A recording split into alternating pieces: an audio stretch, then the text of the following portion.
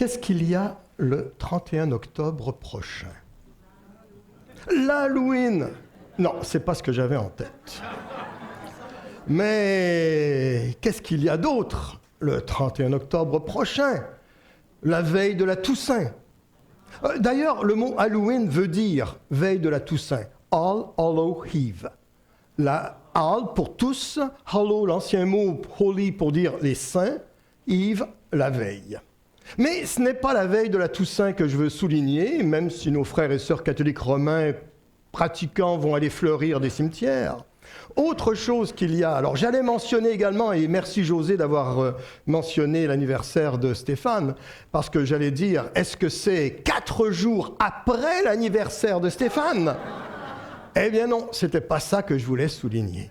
Le 31 octobre prochain, c'est officiellement ce qu'on appelle la fête de la Réforme, c'est-à-dire le début officiel du protestantisme. Bon, je vois que ça n'a pas bouleversé votre vie. Mais aujourd'hui, commençons avec une petite page d'histoire. Il était une fois une église, une et une seule église, avec différentes tensions, différentes orientations, différentes emphases. On les appelait au tout début, surtout du côté des philosophes, les gens de la voie. Voie, V-O-I-E. Et c'est ce qu'on retrouve une demi-douzaine de fois dans le livre des Actes des Apôtres, les gens de la voie. Les méchants, eux, les appelaient la secte du Nazaréen. Référence à Jésus de Nazareth, mais référence aussi à cette idée, peut-il sortir quelque chose de bien de Nazareth? Un texte qu'on retrouve dans les évangiles. On les a appelés un peu plus tard chrétiens. Chrétiens qui voulait dire simplement disciples du Christ, comme il y avait les platoniciens, les aristotéliciens, les stoïciens, il y avait les chrétiens. Littéralement, ça voulait dire suiveux du Christ. Plus tard, lorsque cette église a commencé à se développer, on l'a appelée catholique. Catholique qui voulait dire en latin, là nous sommes rendus au début du Moyen-Âge, universel. Parce qu'il n'y en avait qu'une seule église. Mais comme je dis, avec toutes ces tensions, ces orientations, avec des gens qui pensaient un peu différemment de d'autres, certaines personnes qu'on a qualifiées d'hérétiques, qu'on a fait disparaître, d'autres qui ont eu plus d'influence dans certains coins du monde connu de l'époque. Parmi les gens dans cette église, il y avait des gens qui véritablement aimaient Dieu et suivaient Dieu dans la mesure de leur compréhension des Écritures. Il y en avait d'autres qui aimaient le pouvoir. Et tout ce qu'ils voulaient, c'était attirer donc une certaine importance au travers de cette Église. Il y a eu des gens qui ont trouvé à un moment donné que cette Église qui était là s'éloignait trop de la vérité, s'éloignait beaucoup trop des bases de l'Évangile. Que cette Église commençait à accepter toutes sortes d'idées qu'on ne retrouvait pas dans la Bible. Certaines personnes se sont levées haut et fort pour mentionner qu'il fallait changer les choses, qu'il fallait réformer les choses. Je pense entre autres au XIIe siècle à Vaudès, Pierre Valdo. Nous sommes à Lyon. Il va développer un mouvement qui s'appellera les pauvres de Lyon. Riche, il va tout vendre. Il voudra aller annoncer l'Évangile dans sa simplicité. Il trouve que l'Église a accumulé beaucoup trop de richesses. Ce qu'il faut, c'est donner aux gens, être sensible pour les autres. Pierre Valdo et les pauvres de Lyon seront persécutés.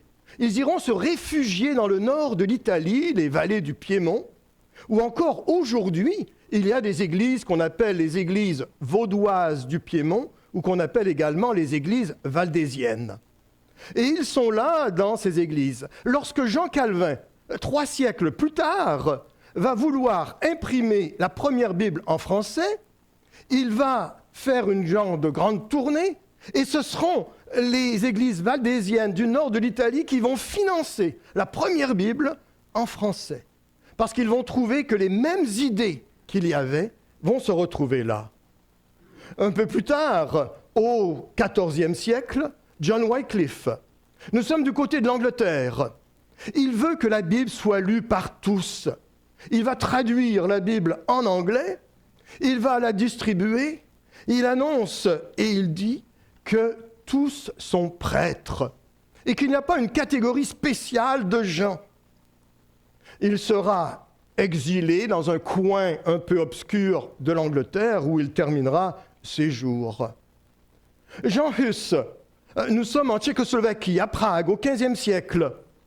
Il dit les mêmes choses. L'Église est rendue beaucoup trop distante des personnes. Et il faut se rapprocher des gens. Et il y a beaucoup trop de choses qu'on a rajoutées. Et il faut faire un grand ménage, un grand nettoyage dans cette Église. Il va mourir brûlé sur un bûcher, considéré comme hérétique. Et j'aurais pu en mentionner d'autres dans les siècles précédents et dans ces différentes années qui avaient ce même désir de voir cette seule et unique Église être purifiée, être réformée.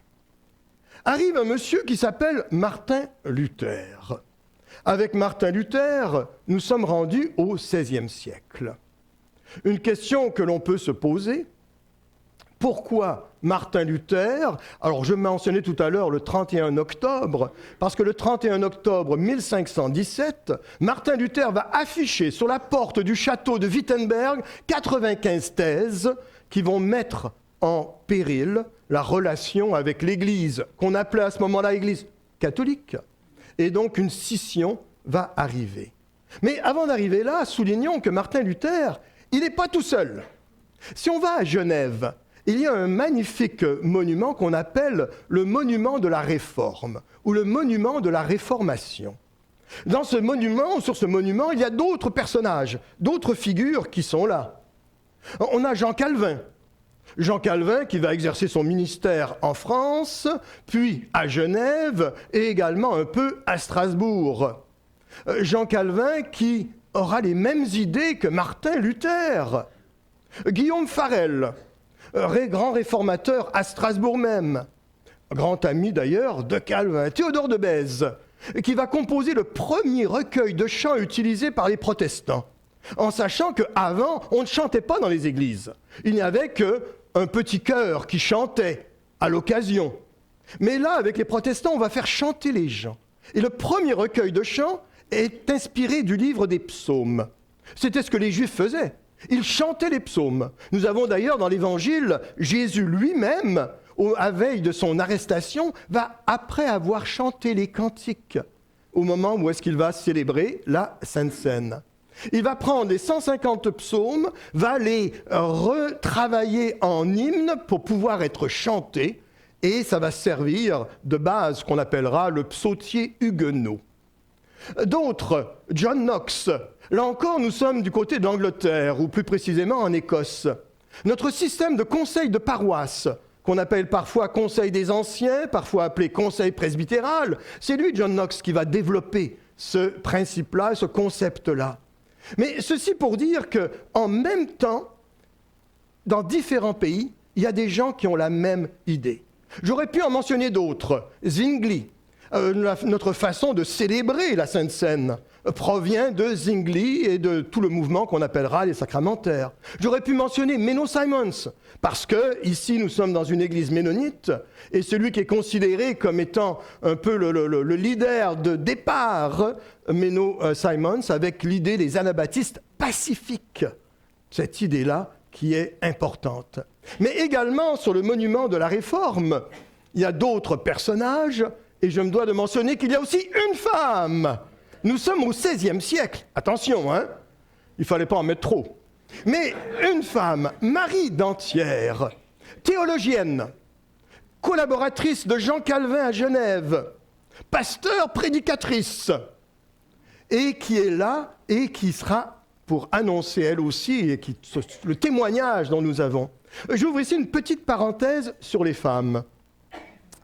Il y a eu au moment de la Réforme, au début du protestantisme, un certain nombre d'années où les femmes ont eu un plein accès au ministère. Quelqu'un disait même, un contradicteur disait « Les femmes sont les trompettes de votre évangile ». pour dire qu'elles annonçaient facilement, clairement et hautement l'évangile de Jésus-Christ. Il y aura des femmes prédicantes. Mais voilà le problème, c'est que la société au XVIe siècle et au XVIIe siècle n'était pas prête pour cela, et l'Église, tristement, va faire volte-face. La même chose était déjà produite au 1er siècle. On remonte dans le temps. Au début, lorsqu'on lit les Actes des Apôtres, on se rend compte qu'il y a des femmes qui étaient impliquées dans l'Évangile. Une femme également est appelée apôtre. Mais les traducteurs étaient mal à l'aise. Et jusqu'à récemment, on avait masculinisé son nom pour la faire passer pour un homme. Et aujourd'hui, on revient en disant non, c'est vraiment une femme qui est appelée, qui est mise au rang des apôtres. Mais je ne parle pas des 12 apôtres, hein. Je parle un peu plus tard. Et comme mon sujet, ce n'est pas les femmes aujourd'hui, mais je continue tout de même sur les femmes. Il y en a une, Phoébé, diaconesse de l'église de Sancheré. Le même mot utilisé, diaconos, est utilisé pour l'apôtre Paul lorsqu'il parle de son ministère et de son rôle de pasteur. Finalement, dans les traductions plus récentes en français, on va arriver en disant Phoébé, pasteur de l'église de Sancheré. Et il y avait des femmes impliquées. Ça a duré, encore là, une centaine d'années. Et ça s'est arrêté. Pourquoi ? Parce que la société n'était pas prête et l'Église, malheureusement, a fait demi-tour. Une troisième période où les femmes ont eu un grand impact, c'est au tournant du 19e siècle et du 20e siècle, où là, des femmes ont eu de très grand ministère. À New York, il y avait une femme pasteur d'une église de plus de 1000 personnes qui était là, une des premières méga-churches. Et là, nous sommes en 1890. Et à ce moment-là, ça a continué. Ça a continué dans les différentes églises protestantes où les femmes, de plus en plus, ont pu avoir un accès au ministère. Pourquoi ? Parce qu'au même moment, la société était prête. Parce qu'au même moment, il commençait à y avoir le mouvement des suffragettes qui réclamaient le droit de vote pour les femmes. Parce qu'au même moment, on commençait à avoir les embryons de ce qu'on appellera plus tard des mouvements féministes. Il commençait à y avoir des revendications du côté des femmes pour le marché du travail également. Et tout cela fait en sorte que l'Église a poursuivi. Bon, je ferme presque ma parenthèse sur les femmes. Je dis presque parce que j'aime trop parler des femmes. Martin Luther et Jean Calvin. Jean Calvin est un ascète. Jean Calvin, c'est un juriste de formation. Il lit l'Évangile, il prend conscience, il écrit des discours. Il veut rester dans son bureau à écrire. Mais ses copains lui disent « Écoute, il faut que tu te maries. Parce que si tu ne te maries pas, les autres vont commencer à dire « Vous voyez, les réformateurs, les protestants sont également célibataires. Donc le célibat est supérieur. » Alors ses copains ont cherché de lui trouver une femme pour Jean Calvin.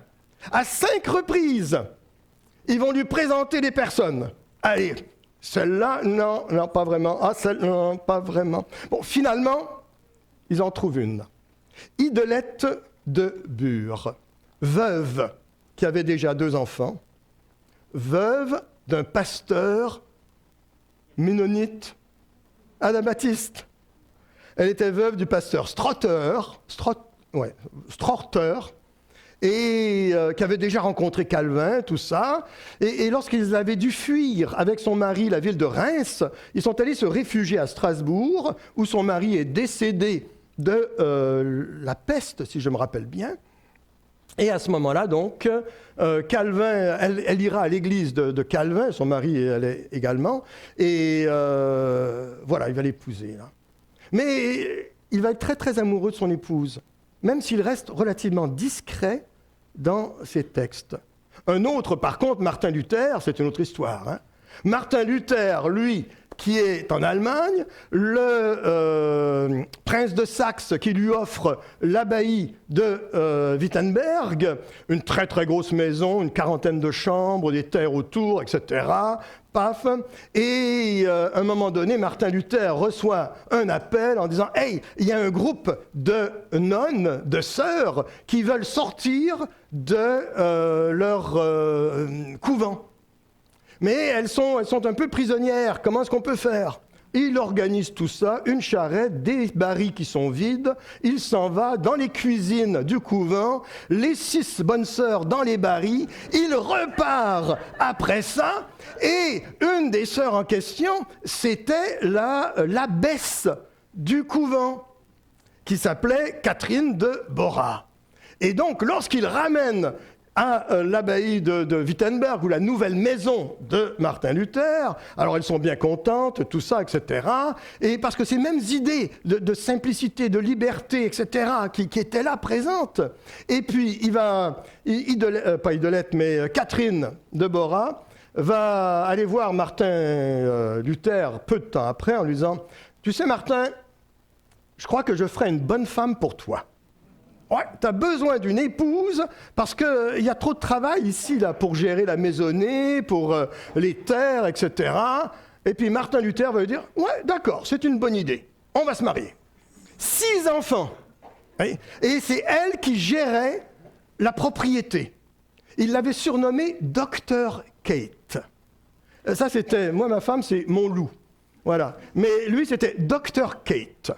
Et il avait énormément d'estime, elle gérait toute la maisonnée, il y avait à chaque soir plus de 35 personnes à table, et ils discutaient, ils refaisaient le monde, et ils refaisaient la théologie.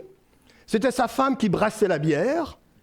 Et d'ailleurs, Martin Luther disait à un moment donné, un bon prédicateur devrait avoir la Bible dans une main et une chope de bière dans l'autre. Mais attention, il faut entendre par chope de bière le fait qu'il faut être proche des gens, proche de la vie, proche de ce qui se passe. Bon, là je ferme mes parenthèses sur les femmes, là. Et donc, qu'est-ce qui a fait en sorte de tout déclencher ? Martin Luther est choqué à cause de ce qu'on appelle la vente des indulgences. Au XIIe siècle, on a inventé dans l'Église un nouveau dogme, celui du purgatoire. Le purgatoire était une sorte d'intermédiaire entre le ciel et l'enfer, où est-ce qu'on allait passer un certain nombre d'années en fonction de ce qu'on avait fait sur la terre. Mais quand on dit un certain nombre d'années, on parle de milliers d'années. Le prince électeur de Saxe avait réussi, lui, à économiser 148 000 ans de purgatoire. Hein, c'est pas mal. Bon, et Martin Luther s'est dit, attends, on vend des indulgences. Les indulgences, tu achètes, contre de l'argent, hein, un petit bout de papier sur lequel c'est écrit, selon l'argent que tu as donné, 100 ans de moins de purgatoire, ou 500 ans de moins de purgatoire, ou 1000 ans de moins de purgatoire. Et ça le fâche qu'on rentre dans une sorte de marchandage avec les choses de Dieu. Mais vous savez, nous-mêmes comme chrétiens, du moins j'en connais, moi-même je l'ai déjà fait quand j'étais plus jeune, avant-hier, où est-ce que parfois on marchande avec Dieu ? Où est-ce qu'on dit à Dieu, Seigneur, tu fais telle chose pour moi, et puis en échange, je vais faire ça pour toi. Et là, on doit faire bien attention à cette attitude de marchandage que l'on peut avoir. Et donc, il sera révolté, il va afficher 95 thèses sur la porte du château de Wittenberg. Il enseignait d'ailleurs, il y avait une école de théologie qui était rattachée au château, il enseignait. Et ce sera un point de départ. Mais la question, comment se fait-il que Martin Luther, Jean Calvin, John Knox ont réussi là où tous ceux qui les ont précédés, qui voulaient changer les choses dans l'Église, n'ont pas réussi? Chiffre arrondi, 1500. Qu'est-ce qui se passe en 1500? On ne pense pas dans l'Église, mais dans le monde. Première chose majeure, où nous passons du monde de l'oral au monde de l'écrit avec l'imprimerie. Gutenberg, l'imprimerie. Premier grand livre imprimé sera la Bible de Gutenberg, version en latin. Mais l'imprimerie, c'est que les idées nouvelles vont circuler. Tu n'as plus besoin de l'écrire. Tu vas imprimer des dizaines, des centaines, des milliers de ce qu'on appelait des pamphlets ou des placards, des affiches qui vont circuler. Et les idées se répandent et les gens commencent à être davantage au courant. Qu'est-ce qui se passe également, chiffre arrondi, en 1500? Au niveau philosophique, il y a tout un courant qui s'appelle l'humanisme. L'humanisme, qu'est-ce que c'est? L'individu commence à exister. Avant 1500, l'individu n'existe pas. Il est le lien de la communauté, du groupe. Il fait partie de cette association de personnes. Mais pour lui-même et par lui-même, l'individu n'existe pas. C'est un peu difficile pour nous de comprendre parce que nous sommes dans un monde où l'individu est premier. Oui? Mais à l'époque, c'était la collectivité, c'est le groupe. Oui? Quand il y a une personne qui décidait dans un groupe, tous les autres suivaient sans se poser de questions. Parce que tu ne réfléchis pas pour toi-même. Non. L'individualisme deviendra très important pour les protestants. Parce que nous, chez les protestants, qu'est-ce qu'on dit par rapport au salut? Ce qui compte, ce n'est pas ce que l'autre va décider pour toi. Ce qui compte, c'est ce que tu décides pour toi-même. Dans cette idée d'une relation personnelle avec Dieu. Ce n'est pas la prière du prêtre qui aura un effet sur toi, non, c'est ta propre prière. Ce n'est pas la lecture de l'autre, c'est ta propre lecture. C'est ta propre relation avec Dieu qui l'emporte. 1500, toujours, qu'est-ce qui se passe? On fait un petit peu d'histoire, hein? La Renaissance. Mais la Renaissance n'est pas un mouvement d'art italien uniquement. La Renaissance est la redécouverte des textes anciens dans leur langue d'origine. Et les premiers textes anciens qu'on recherche, c'est les philosophes. On connaissait les philosophes, Platon, Socrate, Aristote, par les traductions arabes. Mais on avait perdu les textes de base, en grec ou en latin. Et là, on part à la recherche dans les grandes bibliothèques, dans les abbayes, dans les monastères, pour retrouver les textes anciens. Et qu'est-ce qu'on découvre en même temps qu'on découvre les textes des philosophes dans leur langue d'origine? On découvre les textes de la Bible, dans leur langue d'origine. Et le choc devient le suivant. C'est que quand tu vas lire dans ta langue d'origine, que ce soit en grec ou en hébreu pour les textes de l'Ancien Testament ou du Nouveau Testament, et que tu compares à ce qu'il y avait à l'époque, c'était la version latine, dite la Vulgate, qui était donc le texte officiel, tu te rends compte que parfois, il y a des choses qu'on peut traduire un peu différemment. Et ça commence à remettre en question certaines idées. Qu'est-ce qu'il y a d'autre en 1500?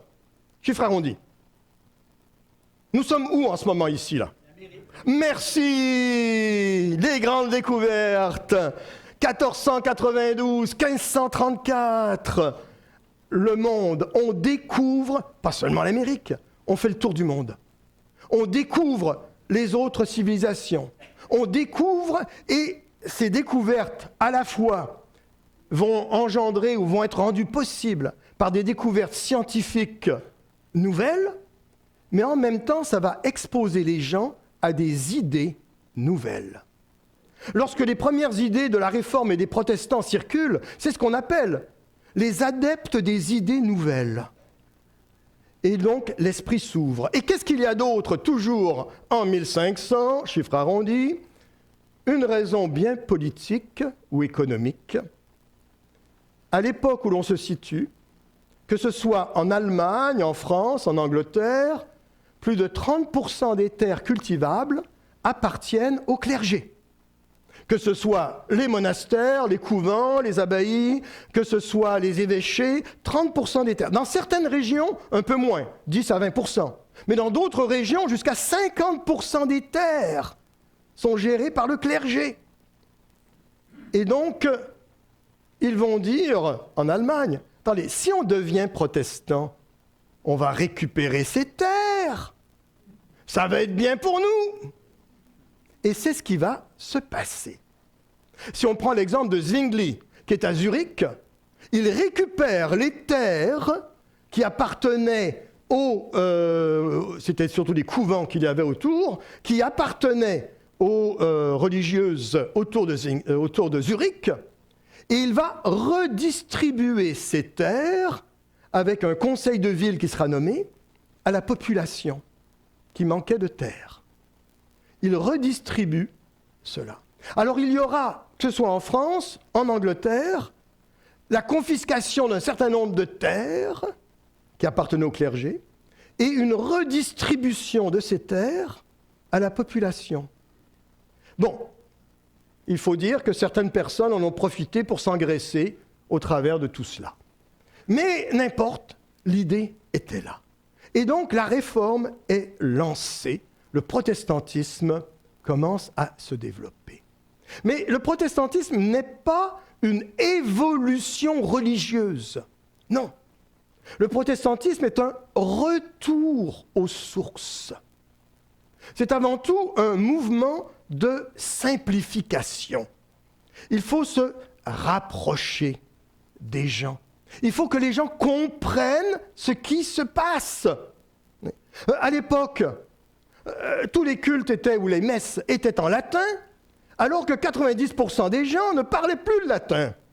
Et même certains prêtres récitaient par cœur des choses qu'ils ne comprenaient pas. Et il faut se rapprocher des gens. Il ne faut pas compliquer les choses. Il faut que les personnes soient intégrées là-dedans. J'ai un ami curé qui était, lorsque j'étais pasteur en France, qui m'a montré les anciennes archives de paroisse où ils avaient des statistiques à remplir à tous les dimanches. Et les premières statistiques, les papiers qu'il me montrait avant 1960, c'était écrit combien de personnes ont assisté à la messe. Et en dessous, il y avait une autre question, combien d'hérétiques sont dans votre paroisse?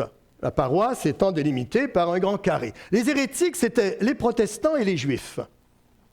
Et lorsque les registres ont été modifiés après 1962, Vatican II, il me montre les registres, combien de personnes ont participé à la messe? Je ne sais pas si vous avez saisi la différence. Combien de personnes ont assisté? Combien de personnes ont participé? Parce qu'avant, on ne pouvait qu'assister. Dans les grandes églises au Moyen-Âge, il n'y avait pas de banc. Les gens étaient debout. Les gens parlaient dans un coin. Les gens se promenaient. Et le prêtre faisait sa messe. Qu'il y ait une personne, qu'il y ait 10 personnes ou qu'il y ait 0, ça ne change rien. Le prêtre fait sa messe. Parce qu'il est représentant des gens et ce qui compte, c'est sa relation à lui avec Dieu. Ouais. Moi, s'il y a une personne dans l'église, bon, s'il y a 0, je m'en vais au cinéma. S'il y a une personne, je suis embêté. Parce que là, je me dis, attends, est-ce que ça vaut la peine que je gaspille mon serment pour une personne? Ah, Seigneur, pardonne-moi. Mais voilà, parce que nous, comme pasteurs, on fait le culte pour les gens. C'est ensemble. Et c'est vous qui êtes là, non seulement à recevoir, mais par votre présence également, à offrir ce que vous êtes. C'est également un mouvement de désacralisation. Avant, il y avait tellement de choses sacrées, des personnes sacrées, des vêtements sacrés, des objets sacrés, des dates sacrées, des lieux sacrés. Il n'y a plus de sacré. Je me rappelle une fois, lorsque, ça c'était à Montréal, j'étais pasteur donc dans une église, une femme vient me voir après le culte en me disant « Monsieur le pasteur », on avait eu la Sainte Seine, la communion, et on ne l'avait qu'une fois par mois, comme ici d'ailleurs, et elle vient me voir après le culte « Monsieur le pasteur, j'aimerais savoir, mon petit-fils, qui avait 3 ans à ce moment-là, à la fin du culte, s'est approché de la table et il a pris le pain qui restait dans le plateau. Est-ce que c'est dangereux pour lui? Là, j'ai regardé et je lui ai dit, le seul danger, c'est qu'il le mange trop vite et qu'il s'étouffe. Parce qu'il n'y a pas cette notion du sacré dans l'objet. Voilà. Il peut y avoir des choses saintes. Saintes dans le sens mis à part, particulière. Mais pas de notion du sacré, ayant un pouvoir spirituel rattaché à moi, même comme pasteur. Je ne suis pas sacré. Je suis au même niveau que vous, comme n'importe quel pasteur. Et si ça se comprend bien dans certains milieux, notre frère qui a travaillé en Afrique sait très bien que les pasteurs en Afrique ont une certaine importance. C'est pas n'importe qui. Et les gens les perçoivent parfois sur un piédestal, où est-ce que la prière du pasteur est plus efficace que la mienne. Ce que le pasteur va dire, c'est plus important que ce que je peux penser. Et là, il faut revenir en disant non, ça ne fonctionne pas comme ça. Et moi-même, ayant eu beaucoup de ministères en Afrique, je disais aux gens, écoutez, je suis exactement comme vous. Le seul moment où j'accepte une différence, c'est quand il y a un buffet et que vous me laissez passer en premier. Mouvement de désacralisation. Et c'est un retour à la Bible. On revient aux Écritures. Ça, c'est la base du protestantisme. Petite page de théologie. Les protestants, les premiers réformateurs, vont articuler l'ensemble de leurs convictions autour de 5 points. Ce qu'on appelle les 5 sola. Sola gratia, par la grâce seule. Sola fide, par la foi seule. Sola Deo Gloria, à Dieu seul soit la gloire. J'avais pensé commencer ma réflexion avec ce point-là, Dieu seul soit la gloire, en disant, dans la lignée des sermons de doxologie de Stéphane, commençons par à Dieu seul soit la gloire. Solus Christus, seul le Christ. Sola Scriptura, par l'écriture seule. Ces points-là, et il n'y a pas d'ordre d'importance, ils sont tous liés les uns avec les autres, sont ce qu'on peut dire la base, la croyance de départ de ce qui fait la force des protestants. Et j'ouvre une autre petite parenthèse, le mot lui-même protestant, ça ne veut pas dire contestant ou contestataire, parce que des fois l'idée de protester, c'est l'idée de contester quelque chose. Protestant, à l'origine, le terme est utilisé à la Diète de Worms, nous sommes en 1530, je ne sais plus quoi, c'est pro, ça veut dire en faveur de, pour, testare, attester, témoigner. Un protestant, c'est quelqu'un qui affirme quelque chose par rapport à la Bible. Et non pas quelqu'un qui conteste ce que d'autres peuvent penser. C'est premièrement une vision positive des choses. Mais revenons à ces 5 solas, en soulignant qu'ils sont en réaction avec ce qui était vécu au XVIe siècle.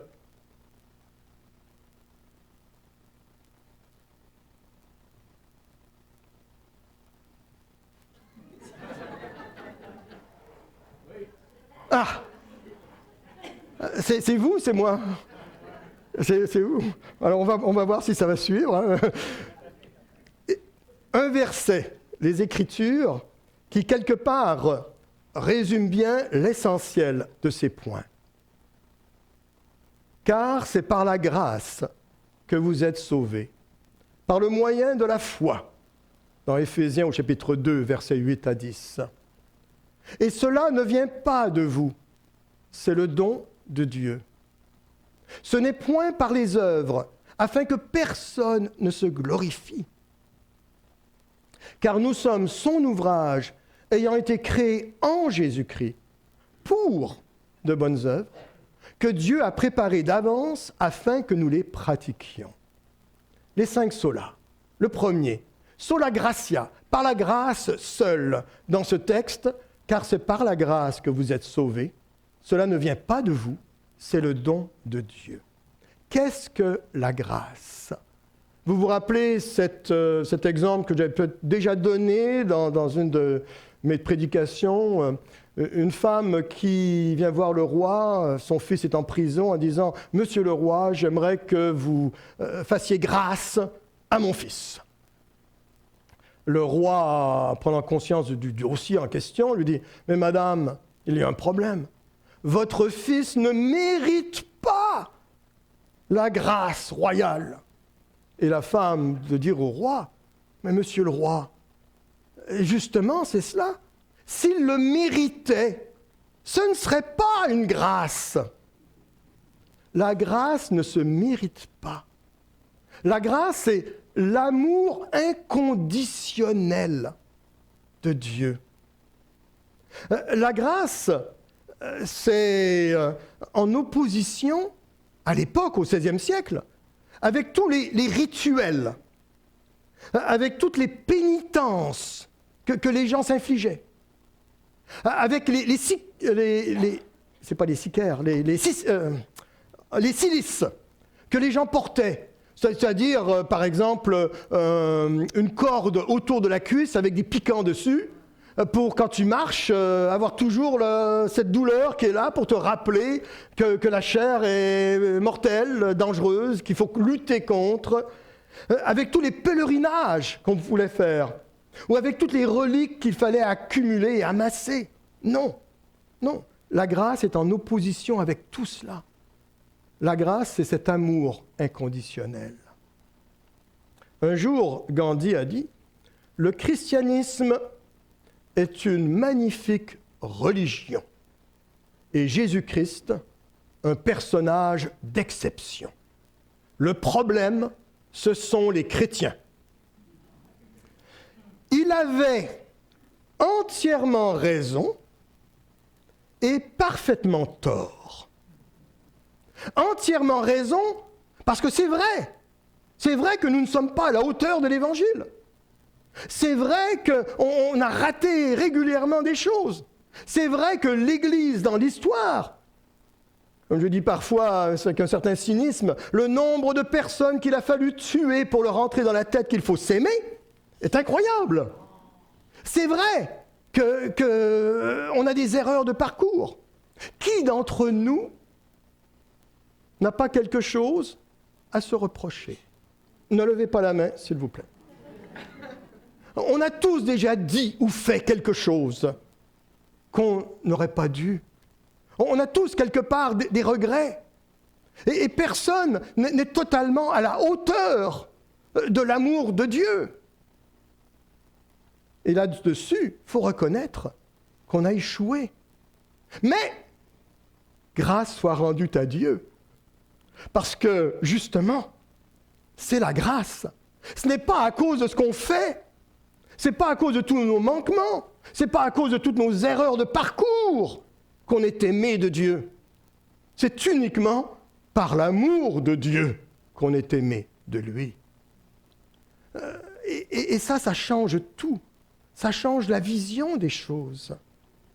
Ça nous permet de ne pas se sentir coupable de nos manquements, d'être capable d'accepter ce que nous sommes.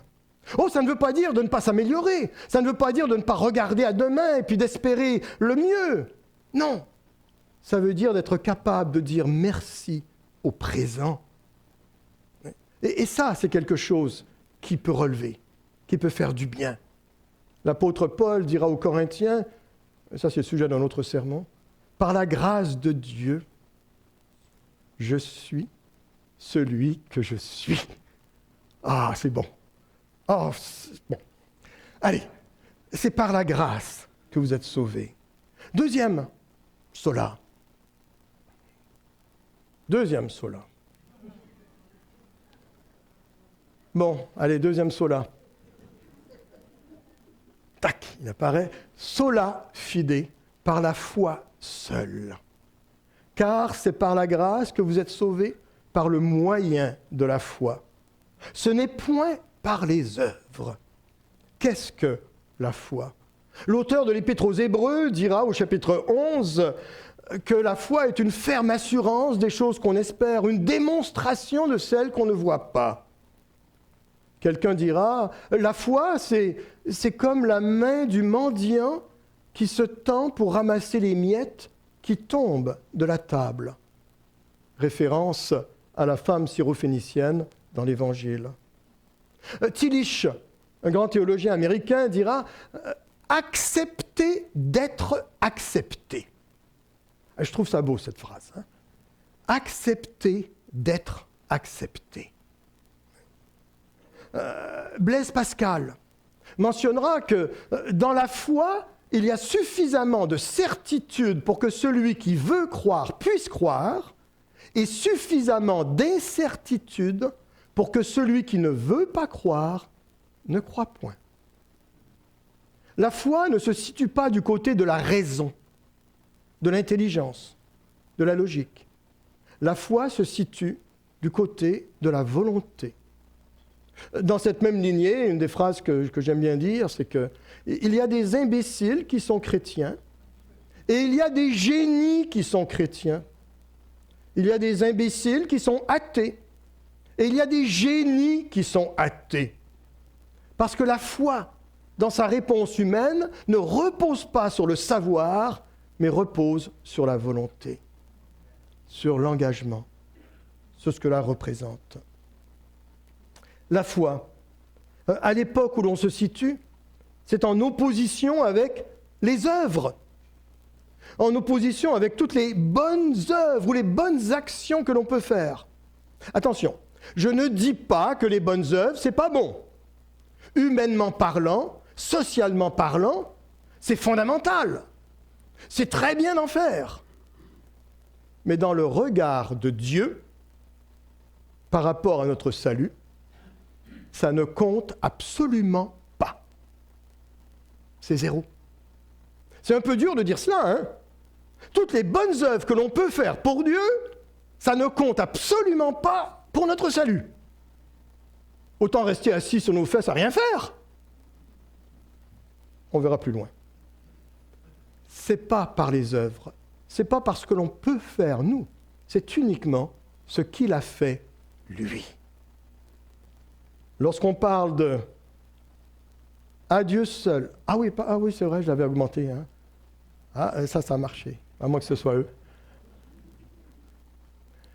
Soli Deo Gloria, à Dieu seul soit la gloire. Vous connaissez Jean-Sébastien Bach ? Il signait toutes ses partitions de 3 lettres. S-D-G. Soli Deo Gloria. À Dieu seul soit la gloire.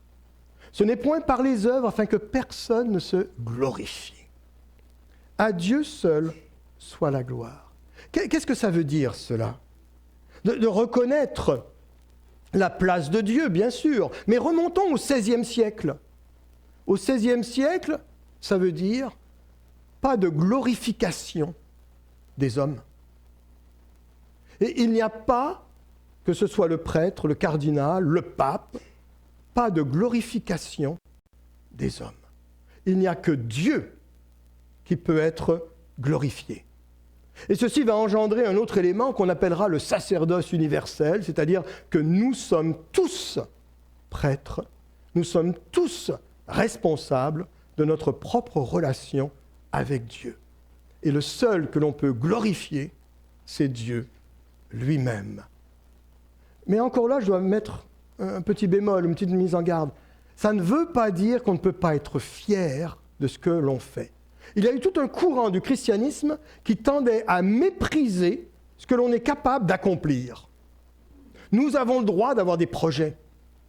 Nous avons parfaitement le droit d'avoir des ambitions. Nous avons parfaitement le droit d'être fiers de ce qu'on accomplit. Et là-dessus, on n'a pas à avoir honte de cette dimension-là. Car c'est Dieu qui nous crée ainsi. Je me rappelle un cuisinier dans un séminaire de théologie, lorsqu'on distribuait les repas, tout ça, on venait le voir, on disait « Ah, merci, c'était très bon ». Il disait « Ah, ne me dites pas merci, dites merci à Dieu ». Un jour, je lui dis, attends. Et le jour où ton plat sera raté, à qui est-ce qu'on ira le dire? Bon. Et être capable d'accepter et de reconnaître. Ce qui est humain n'est pas péché en soi. Non. Même s'il est vrai que la distance entre la fierté et l'orgueil peut parfois être très mince. D'ailleurs, en anglais, c'est le même mot pour les deux, pride. Alors qu'en français, on a au moins fait une distinction entre les deux termes.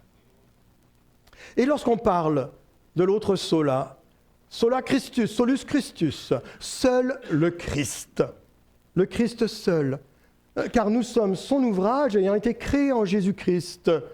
Certains pourraient traduire ayant été dans cette idée d'être une nouvelle créature. C'est en opposition avec le rôle qu'on accordait au XVIe siècle de tous les saints intercesseurs et de Marie qui devenait co-rédemptrice. Et là on dit non, c'est uniquement le Christ. Ce n'est pas Marie, ce n'est pas les saints. Alors, il faut se comprendre, hein? Quelqu'un me disait, vous les protestants, vous ne croyez pas en Marie. C'est faux. Nous croyons en Marie, mère de Jésus. Nous ne croyons pas en Marie, mère de Dieu. Oui? Nous ne prierons pas Marie. Nous n'allons pas chercher, mais nous reconnaissons qu'elle a été exemplaire dans ce qu'elle a pu accomplir par rapport à ce que les textes des Écritures nous en disent. Voilà. Le Christ seul. Et finalement, les Écritures seules. Alors tout le texte d'Éphésiens chapitre 2 pourrait être inclus là-dedans, mais je reviens sur une petite formulation qu'il y avait dans ce texte. Car nous sommes son ouvrage, ayant été créé en Jésus-Christ pour de bonnes œuvres, que Dieu a préparées d'avance afin que nous les pratiquions. Nous avons été créés en Jésus-Christ pour de bonnes œuvres. Nous ne sommes pas sauvés par les œuvres, mais pour les œuvres. C'est-à-dire qu'il y a un travail à accomplir après. Dans une réponse à l'amour, c'est comme dans une histoire de couple. On va faire des choses pour l'autre, non pas parce qu'on est obligé de le faire, mais simplement parce qu'on aime l'autre. C'est un peu la même réalité avec Dieu. Si je viens au culte, c'est parce que j'aime venir au culte. C'est pas parce que je suis obligé de venir au culte.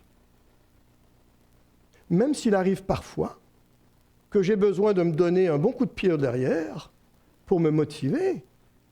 Parce que lorsque j'ai eu une grosse soirée la veille, ou lorsqu'il fait très mauvais dehors, et qu'il y a le défi de la couette, mais le principe de départ reste là. Je me rappelle d'ailleurs un pasteur qui dit à sa femme, en fait, non, j'ai gâché l'histoire, c'est pas grave, je reviendrai une autre fois. Pour des bonnes œuvres. Mais maintenant, il faut faire attention, lorsqu'on parle des Écritures, sur certains sujets, la Bible nous donne assez d'informations pour débuter une discussion, mais pas assez d'informations pour terminer la discussion. Ce qui fait qu'on doit par moments faire un peu attention à nos affirmations ou nos déclarations là-dessus. Il y a des choses qui sont claires, qui sont précises, il y a des choses qui le sont moins. La Bible nous dit très peu de choses sur ce qu'il y avait avant. Elle nous dit très peu de choses sur ce qu'il peut y avoir après. Elle nous dit très peu de choses sur ce qu'il peut y avoir en haut ou ce qu'il pourrait y avoir en bas. Elle nous dit essentiellement ce qu'on a besoin de savoir pour vivre notre vie ici-bas. C'était Mark Twain qui disait « Ce qui me lance le plus grand défi dans la Bible, ce ne sont pas les choses que je ne comprends pas, mais ce sont les choses que je comprends très bien. » Et donc, là-dessus. D'autre part, la Bible qui nous est offerte est une sorte de mi-chemin entre le témoignage des hommes et la révélation de Dieu. Et selon l'endroit où est-ce qu'on peut mettre ce mi-chemin, il peut y avoir des traditions chrétiennes qui, sur certains sujets, peuvent avoir des visions ou des options différentes que d'autres personnes.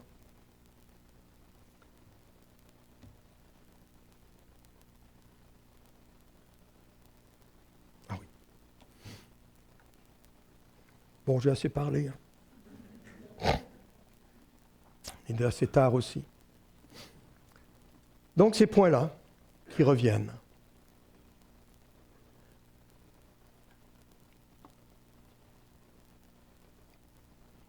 Car c'est par la grâce que nous sommes sauvés, par le moyen de la foi. Cela ne vient pas de vous, c'est le don de Dieu. Ce n'est point par les œuvres, afin que personne ne se glorifie, car nous sommes son ouvrage, ayant été créés en Jésus-Christ pour de bonnes œuvres que Dieu a préparées d'avance, afin que... Ah ben attends, et voilà, et voilà. Et dans cette réalité-là, de vivre cette relation avec Dieu. J'aurai d'autres choses à partager, mais ce sera une autre fois. Que le Seigneur vous bénisse en cette journée.